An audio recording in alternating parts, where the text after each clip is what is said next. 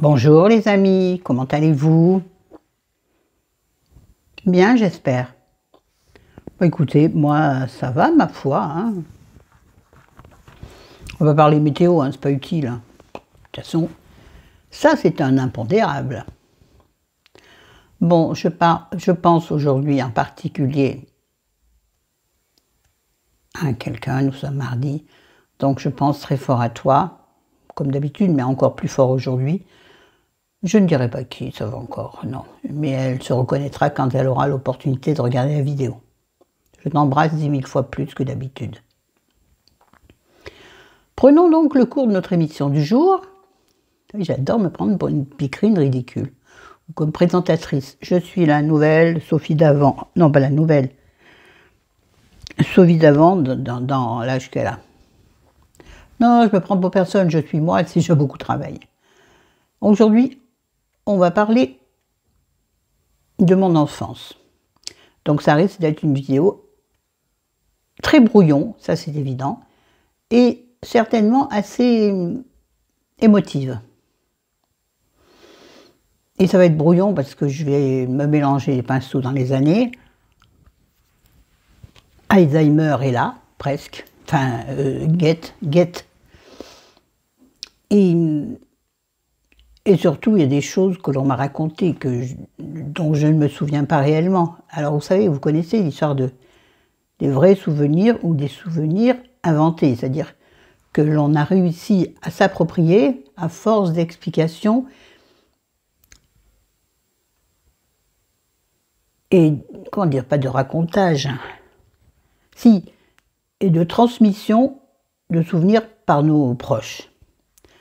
Parfois, moi, je ne sais pas si je m'en souviens vraiment ou si on me l'a tellement raconté que je l'ai intégré et je l'ai fait mien. Bon, commençons par le commencement. Oui, je sais, c'est con, cette éponge magique. Hein. Donc, je suis née en 1962 d'une maman qui avait à l'époque 18 ans et d'un papa qui en avait 20. Avec des parents des deux côtés, enfin surtout du côté de mon père, des parents pas faciles du tout, des cathos. Moi j'ai fait quelqu'un parce que c'est ce qu'on j'appelle des mauvais cathos. C'est-à-dire fais ci, fais ça, oui à la messe, amen, amen, amen. Mais chez toi, barre-toi, barre-toi, barre-toi. Tu vois ce que je veux dire? C'est pas amen, c'est barre-toi, barre-toi. Pourquoi j'ai pris cet accent? Je ne sais pas, pardonnez-moi. Et du côté maman, c'était des parents tout à l'inverse, c'est-à-dire qu'ils étaient communistes. Et vraiment communistes. Hein. Enfin, c'est ce qu'on m'a raconté. Moi, jeune, je ne savais pas ce que c'était. Puis je m'en fous, ils m'apportaient de l'amour, c'était l'important. Bref, mes parents, donc, se sont mariés contre l'avis de tout le monde, bien entendu. Et en plus, ils se sont mariés, maman m'attendait. Donc, mes grands-parents paternels ont tout de suite rejeté ma mère et la fille. Ils ne m'auront jamais aimé, mes grands-parents paternels. J'aurais bien rendu.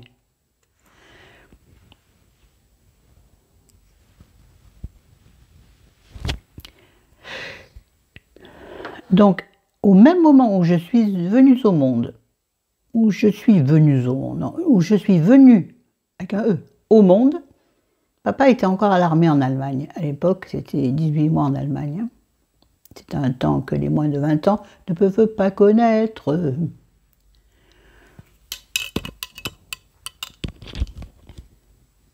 Donc, les débuts ont été très difficiles. Papa était... Mes grands-parents lui avaient donné le choix, mon père. Soit tu es boulanger, soit tu es curé. Je jure, papa me l'a raconté 50 000 fois. Ça ne m'étonne pas de ma grand-mère. Peau de vache. Ah oui, je peux le dire. Elle me voit là-haut, ben salut toi. Pardon, c'est pas bien. Mais elle mérite que la désapprobation. Ça veut rien dire, ça veut dire. Bon, on s'en fout. Voilà, attendez, je suis en train de me paumer dans les souvenirs, là. Il va falloir que je me rassemble. Moi-même avec moi-même. Et donc, papa a choisi, comme par hasard, la boulangerie. Et donc le choix n'était pas très large non plus, hein. Papa a choisi la boulangerie et il a été tout de suite apprenti boulanger. À l'époque, apprenti boulanger, c'était à la dure, hein. C'est pas comme maintenant, si t'es sympa, on te donne un petit billet. Là, non, il était... bon, on s'en fout de l'enfance de papa, en vrai. Mais je pense que ça rejaillit sur la mienne. Donc, papa a une enfance plutôt difficile. Donc, moi, quand je suis arrivée, j'étais vraiment l'emmerdeuse de première, quoi. Mais en même temps, il a qu'à faire attention. Je sais pas, moi, quoi. Quoi, et alors, comment ça s'appelait? Le retrait? Pas au distributeur. Quoique. Pardon. Oh, pauvre maman. Bon, bref, donc, il a fallu qu'il trouve un boulot pour travailler. Un boulot pour travailler. Merci, Florence. Un boulot pour vivre et me faire vivre par la même occasion. Oh, je ne demandais pas grand-chose, je crois. J'ai toujours été la petite fille, tiens, venons-en à moi quand même. Bref, mes parents donc se sont immédiatement mis à leur compte et ont pris une boulangerie dans un petit village paumé de l'Ardèche. De la Haute-Ardèche, on va dire. C'est-à-dire, c'est pas la basse Ardèche avec les touristes. Non, non, non. Un petit village perdu au milieu des cerisiers et des abricotiers et de la vigne. Vous avez vu mon air, la vigne? Non, non, c'est une plaisanterie, je fais exprès. Je meurs de chaud, ça y est, ça m'échauffe l'esprit et le corps. Ce qui fait que donc, dès le commencement, mes parents n'avaient pas le temps de s'occuper de moi. Ils avaient trop d'efforts à fournir pour ouvrir un commerce sans bien savoir faire, quoi.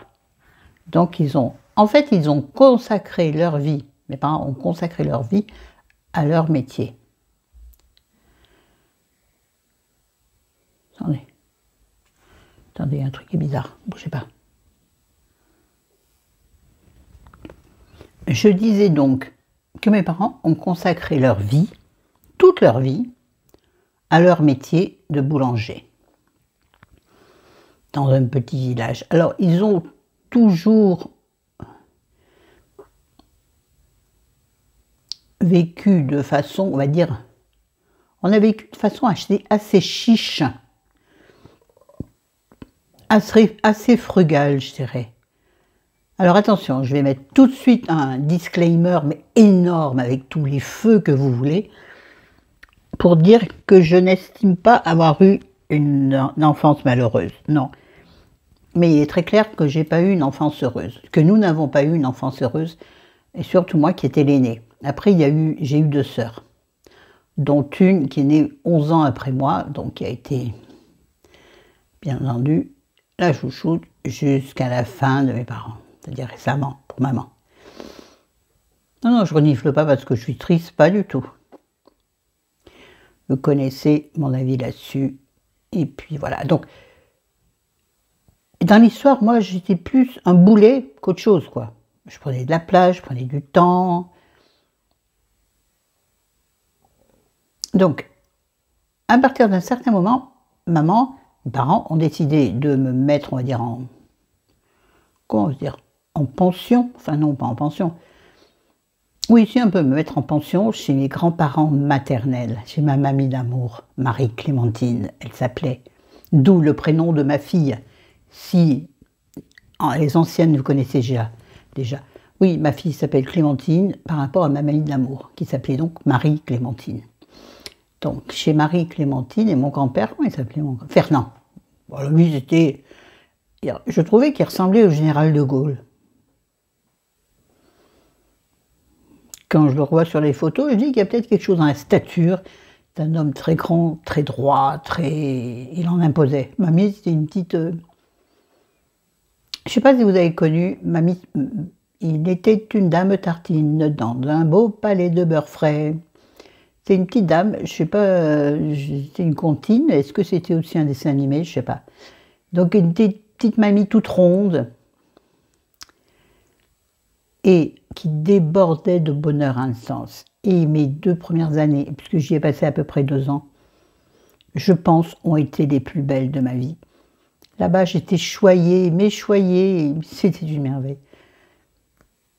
Et là-bas, j'avais papy, donc qui désintéressait un peu, qui était là, mais Surtout, il ne fallait pas qu'il montre qu'il était tendre. Ah non, ah ben non. Un homme comme ça ne se voit pas. Ça ne se fait pas. Mamie m'a aimé tout ce qu'elle a pu. Il y avait aussi là-bas une de mes tantes, si Tati, tu passes par là, tu te reconnaîtras, qui vivait. Mes grands-parents ont eu 7 enfants. Je crois, je ne sais plus. Pardonnez-moi les tatis et les tontons, mais 7 ou 8, et il y a eu un décès, je ne sais plus. En tout cas, 7, c'est sûr. Et donc, quand je suis arrivée, restait encore à la maison 2 des enfants, c'est-à-dire ma tati Lily, qui m'a aussi beaucoup élevée. Elle était un peu ma petite maman, mais dans mon cœur, après ma mamie.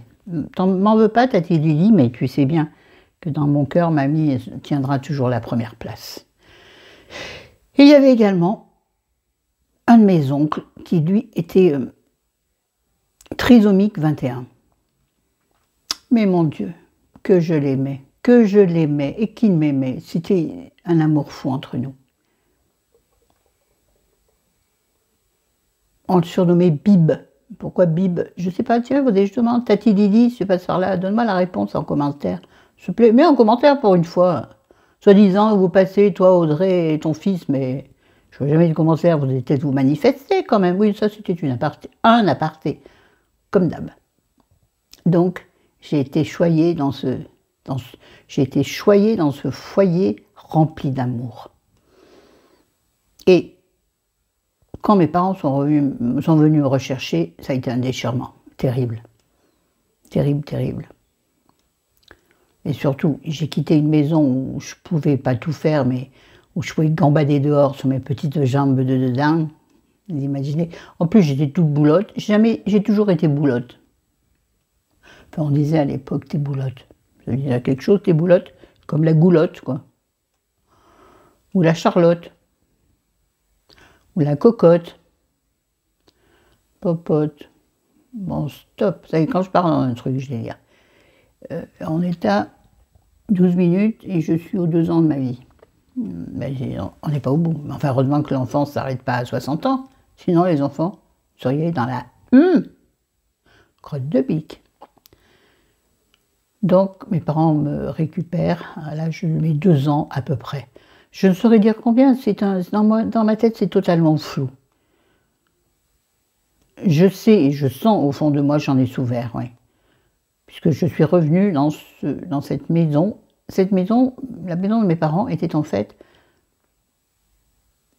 pour résumer, c'était un taudis. Mes parents n'ont pas arraché les murs, ils étaient en location des murs, ils ont juste acheté le fond. Donc ils avaient le magasin qu'ils ont installé. En dessous, il y avait ce qu'on appelait le fournil, je ne sais pas si ça s'appelle toujours comme ça, je pense, oui. Une cave, enfin un grand débarras de tout un tas de trucs. Un grand espace plein de tout un tas de trucs qu'on appelait la cave.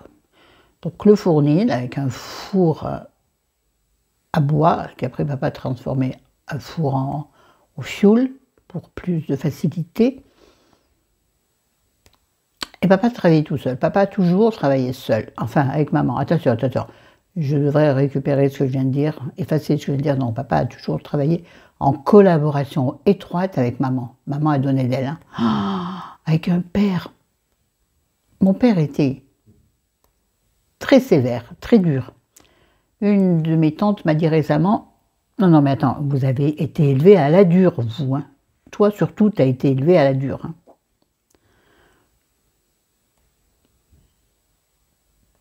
Qu'est-ce que j'en garde? Pas de regrets, parce qu'en fait, il n'y a pas de regrets à avoir, mais des incompréhensions, des questions, des trucs qui ne seront jamais élucidés, puisque mes parents étant partis tous les deux, et mes oncles et tantes ayant certainement pas toutes les réponses, on n'entre pas dans la vie, dans l'intimité des familles, pas souvent quoi. Tout à l'époque, c'était assez... C'est moins libre que maintenant, c'est sûr. Bah, vous êtes d'accord avec moi, tous et toutes là, qui avaient à peu près le même âge que moi, c'est évident, les jeunes, vous avez de la chance maintenant que la parole soit libérée sur plein de choses. Bref, donc cette maison, il y avait donc ce que je vous ai dit, donc le magasin, Sur le même étage que le magasin, il y avait la cuisine et une pièce qui servait de salle à manger. Bien entendu, il n'y avait pas de salon, ben non.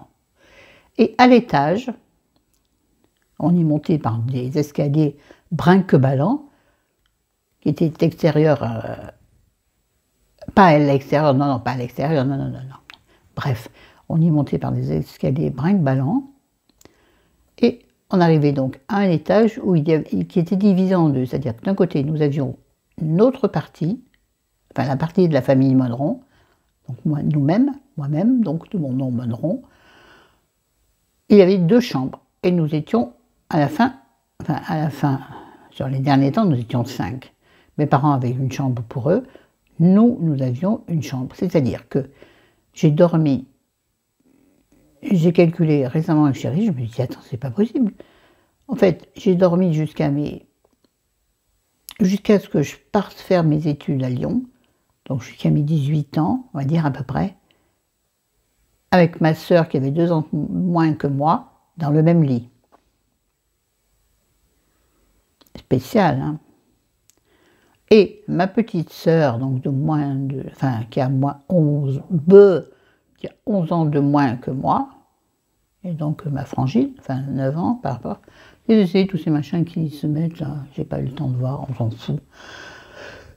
Alors pourquoi je m'y intéresse?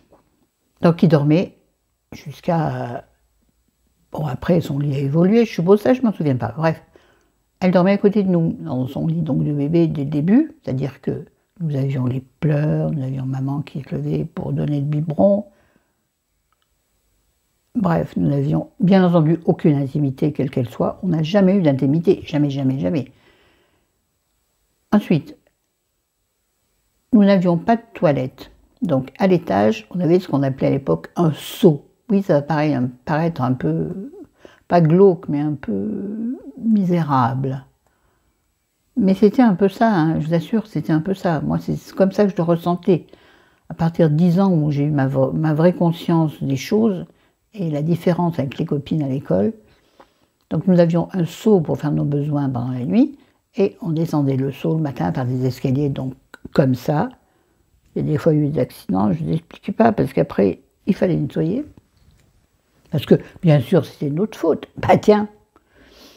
Et on descendait, pourquoi on descendait? Parce que les toilettes étaient en bas, bien sûr, au rez-de-chaussée, mais à l'extérieur de la maison. C'est-à-dire qu'il y avait une sorte de petit abri, comment on appelait ça? Le préau? On n'appelait pas ça le préau. Enfin, une sorte de petit préau. Comment on disait? Sous la maman, on va sous la... Je ne sais plus. Donc, un petit espace où il y avait les poubelles, où il y avait un entassement, ça je m'en souviens, j'en ai rêvé il n'y a pas longtemps, un entassement de cartons et de cagettes que papa a gardé, ça pouvait servir. Peut-être que ça vient là, moi, mon amoncellement de cartons et de cagettes. Tout ce qui a rapport avec le bois ou avec le carton, ça peut servir, oui, au bout d'un moment ça peut servir, ça ne sert pas à dégage. Pardon, je parle au carton. Et donc, sous ce préau, donc, on y casait aussi les vélos quand on avait la chance d'en avoir un. Ça, c'est arrivé très tard. Et au fond, il y avait les toilettes. Alors, les toilettes, c'était un trou dans le sol, hein, avec une pierre plate de chaque côté. C'était ça, les toilettes. Le papier toilette posé. Non, oui, dans les toilettes, il y avait une petite cabane quand même, hein, oui. La cabane au fond du jardin. La cabane au fond du jardin. Oui, si, non. Il y avait une poubelle dans les toilettes, oui. Une grosse poubelle sur laquelle on posait le papier toilette. C'était très hygiénique, mais à l'époque, c'était... Allez à la campagne, vous verrez l'hygiène, vous le verrez différemment. Vous la verrez différemment. Ça commence à me fatiguer cette histoire. Ça va faire 19 minutes, je vais arrêter dans pas longtemps. Non, de toute façon, je pense que j'ai à peu près tout dit. Donc, j'ai pas eu une enfance maltraitante, pas du tout. Mais j'ai eu une enfance sans aisance, voilà. Nous n'avions pas de douche, nous n'avions pas de salle de bain, non. On se lavait la tête au-dessus de l'évier, qui était un évier en pierre, je me souviens, qui puait parce qu'il sortait directement à l'extérieur, le petit tuyau là, sortait à l'extérieur et tombait à l'extérieur, et il y avait des relents d'odeur terrible, horrible. J'en ai un mauvais souvenir. Tu te lavais la tête, tu avais l'impression que tu serais plus sale après qu'avant. Maman nous lavait la tête là-dedans, donc c'était en plus d'une tendresse infinie quand maman nous lavait les jeux, parce qu'elle n'avait pas le temps, elle avait d'autres choses à faire. Elle avait plein de trucs à faire. 3 gosses, mais même avant, quand elle en avait 2, voire un seul, moi toute seule, je ne me souviens pas trop. Est-ce que c'est un oubli, comment on dit, voulu par mon cerveau, ou est-ce que simplement j'ai plus de souvenirs de ça? J'étais trop petite pour m'en souvenir. Après, il y a l'entente avec mes sœurs. Ça a été compliqué. Surtout avec ma sœur qui a 2 ans de moins que moi. Bref, sinon voilà, pour terminer avec mon enfance. J'ai eu une enfance rude, très rude. Ah si, il y a encore plein de choses à vous dire. Puisque donc, mes parents avaient toujours besoin d'aide, ils ne s'en sortaient pas tous les deux. Et donc, nous étions leurs salariés, non salariés. C'est-à-dire, on était leur aide, ils avaient toujours besoin de nous, c'était terrible. Il fallait être là tout le temps. On sortait rarement de la maison parce qu'on n'avait pas le temps d'aller voir les potes qui s'amusaient dehors. Juste faire du vélo. D'abord, on n'a pas eu de vélo longtemps. Moi, j'ai eu un vélo, j'avais 14 ans, je crois. Un vélo n'est pas indispensable, mais je crois qu'on n'avait pas joué. Je ne me souviens pas avoir eu des jouets. Par contre, je me souviens avoir eu des crayons de couleur assez tôt. Parce que déjà, le dessin était mon espace. La lecture, je lisais. À l'époque, on n'avait pas de livre, il n'y avait pas de livre à la maison. Je lisais les nous deux, les intimités, les confidences. Rappelez-vous, les mamies, ce que vos mamans lisaient. C'est, comment dirais-je, c'est un peu le Elle et le Cosmopolitan de maintenant. Grosso modo, c'est ça. Mais en plus couillon, mais en plus concon. Mais à l'époque, c'était pas concon. À l'époque, oh, ça me démange, excusez-moi. À l'époque, c'était oh, j'ai dû faire du bruit dans mon micro. Oh, oh, oh. Oui, donc, je vais finir là-dessus. Là, j'ai parlé de ma petite enfance. Ensuite, mon enfance à partir de, je ne sais pas, une quinzaine d'années, non, 13 ans à peu près, 13 ans je pense. Papa avait besoin de diversifier son activité, puisque, a priori, ça rapportait pas assez. Mais en même temps, non, je ne peux pas juger des revenus, mais je trouve que mes parents n'ont pas profité de la vie, n'ont pas profité de leurs revenus ni de leur travail. Qu'est-ce qu'ils ont fait de l'argent? Pardon papa, pardon maman, mais je n'ai jamais compris. Quand est arrivé le moment de faire les comptes, si je peux dire, si je peux me permettre de dire ça, mes sœurs et moi, on n'a pas compris. On s'est dit, mais qu'est-ce qui s'est passé? Y a-t-il eu quelque chose qu'on n'a jamais su? Je ne sais pas moi, une sorte de raquette peut-être. Oui, vous savez, après les esprits divaguent, je ne sais pas. Tout ça pour dire que j'ai regardé l'heure, il est 12h25, pardon, la classe, je sais. Donc papa a dû diversifier ses activités, et là, il a décidé, si vous ne comprenez pas tout ce que je dis, vous avez dit ce serait brouillon, n'hésitez pas à me poser des questions en commentaire, et que je vous précise les choses. À partir de là, papa a décidé, c'était le début, je ne veux pas dire de la mode, le début de l'installation des distributeurs automatiques dans les bureaux, dans les usines. C'est-à-dire les gars ou personnes qui n'avaient pas apporté à manger pouvaient en trouver dans le distributeur. Donc papa a les a-t-il achetés? Maintenant, je me pose des questions. Acheter ou louer? Je ne sais pas. Je pense qu'il a acheté des distributeurs automatiques. Ça, je me souviens, ça avait été compliqué. On avait dû l'accompagner le dimanche, voir des gens qui vendaient. C'était super intéressant pour nous. Il fallait qu'on soit là, on ne comprenait rien et ça nous emmerdait. Ça nous gâchait la vie. Pardon pour les gros mots, mais là, je suis obligée. Ah bah. Il y a tout qui ressort, là. Parce que je les vois, les instants, là, je vous assure. Là, je suis en immersion totale. Donc, il a acheté des distributeurs automatiques. Je pense que vous voyez, vous visualisez ce que c'est maintenant dans les open space, tout ça, dans les bureaux. Là où tu peux maintenant trouver des Mars, des trucs comme ça. Avant, j'avais donc, surtout papa, il s'était concentré sur les usines ou textiles ou industrielles qu'il y avait dans le coin. Il y en avait beaucoup dans le, on va dire, amassé au bas de notre village. C'est nul ce que je veux dire. C'est-à-dire autour de la ville principale de notre région, c'est mieux. Il y avait plusieurs usines. Papa avait donc négocié avec la direction de l'usine. Ouh là là, papa était un négociateur, je pense, très pénible. Ça, ouf, il nous a laissés en dehors.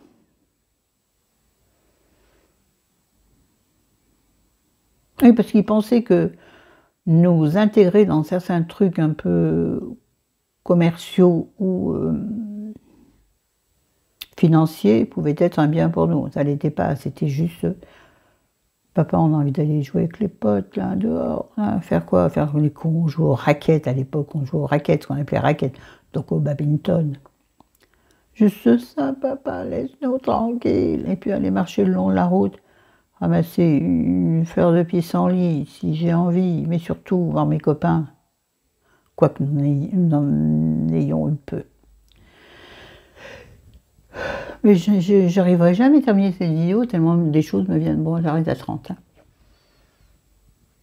Donc, là, papa donc, a acheté ces machines, ces distributeurs automatiques qu'il a placés dans certaines usines. Et il allait remplir ces machines et vider on s'appelait les monnayeurs tous les matins. Ce qui veut dire que tous les matins, pas le lundi, du mardi au samedi matin, peut-être même le lundi d'ailleurs, je ne sais plus si il y avait le lundi, en tout cas sûr du mardi au samedi matin, à 5 h du matin, il partait de la boulangerie de notre petit village pour aller donc dans les usines, réapprovisionner les distributeurs. Et qu'est-ce qu'ils mettaient dans les distributeurs? Ils mettaient des viennoiseries qu'il avait préparées aussi pour la boulangerie. Mais boulangerie, pâtisserie. Hein. Et donc il en faisait beaucoup plus, donc ça lui demandait un boulot supplémentaire, donc il se levait encore plus tôt, c'est-à-dire que papa... Ah oui, il y avait les tournées aussi, mais je ne pourrais jamais tout vous raconter. Je vous parle du travail de papa et c'est pas possible. Bref, donc il remplissait ses distributeurs avec des viennoiseries, donc